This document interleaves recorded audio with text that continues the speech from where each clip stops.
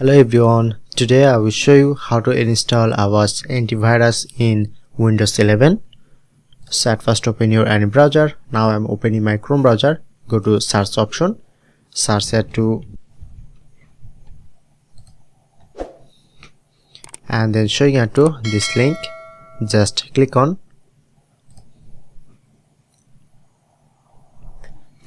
free download. Okay, now already download, or click here to download link. Okay, now download, click on to install.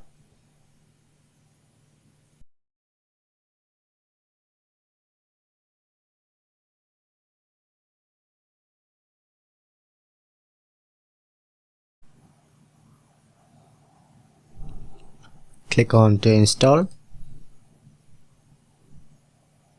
Okay, when complete 100%, then successfully install this.